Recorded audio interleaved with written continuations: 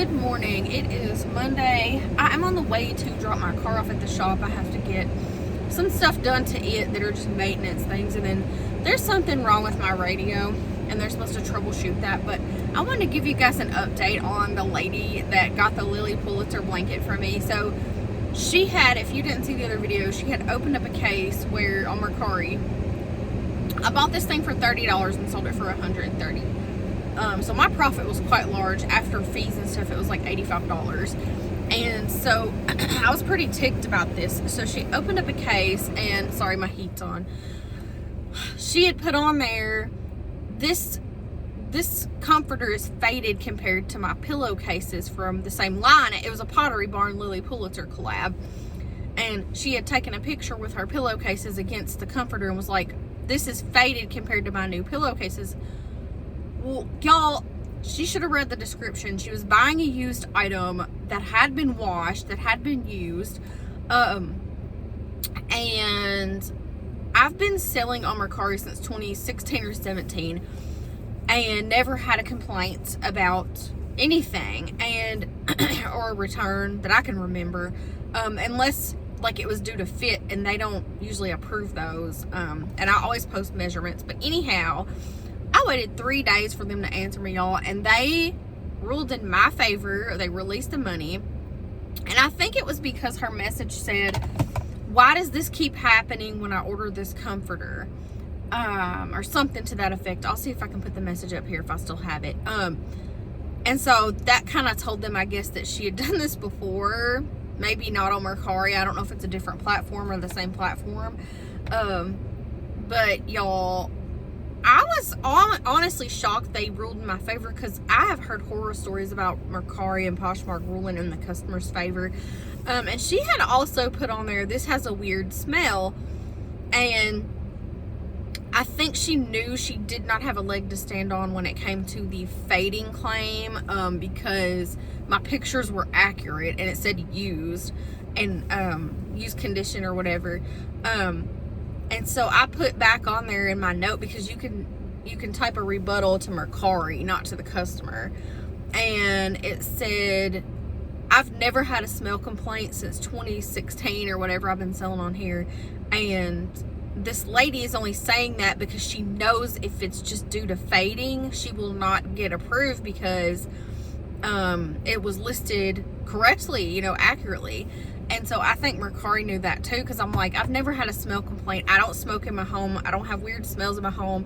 Everything is washed and put away in a very safe, dry place upstairs in totes and stuff. So unless she was smelling the plastic from the tote, she was just flat out lying, because she knew based on color, because I described it accurately, she wouldn't win. But I was shocked, but I mean, I won, and they released my money yesterday, so I'm so happy about that.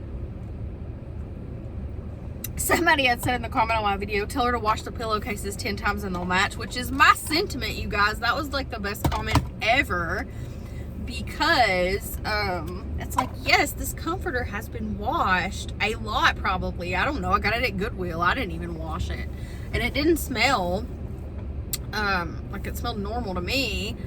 And I always do a sniff test on stuff, you guys. Disclaimer, every year since I've been reselling, everything I buy, I do a sniff test, because I do, if it has a weird smell or if it has perfume residue left on it from someone else, I usually wash those. Because you can get stuff at Goodwill that has a smell to it. It's used items from someone's home. And so anyway, I just want to give you guys like a short update on that. They did rule in my favor, and I was so happy, because that was a big sale, that paid for my entire Goodwill haul that day, that one thing. So it's like, lady, quit buying used stuff if you don't like it. And this particular comforter was a discontinued print. They don't have it on the website anymore to buy new. But it's like, there are a couple of new ones listed on eBay for like $275. So if you're still worried about fading, buy one of those, girl. Pay double. It's a new item. Like, pay that, So anyway, that's how I felt about that. That looks like my daughter's ex-boyfriend. He needs to pull his britches up, because I see his booty, but it's not him. Y'all, what is with people not pulling their pants up? Anyway, I'm on my way to the car dealership, to the Honda dealership, to take my car and leave it. I've got to get a front and rear alignment and oil change. I've got to get the wiper blades replaced, and they're troubleshooting my radio. If you guys own Hondas, I've Googled this a million times because I have to have my radio. I work in this car all day long. And so I'll run the radio, and after a while it'll make this god-awful noise. It's like horrible static, like the loudest static you've ever heard, and it won't stop. Even when you turn the volume down, it doesn't stop. So it tells me it has something to do with the speakers or the amp, not the actual audio. Because you can literally even turn the radio off, like the power off, and it still does it. So I don't know. And it's not that old of a car, but when I Googled it, it seems to be an issue with this model of Honda Accord. So hopefully, the lady on the phone said she's never heard of that, but maybe the mechanics have, or the sales manager, or I mean service manager, maybe he has, because it is quite a trending topic on Honda forums online. I don't know.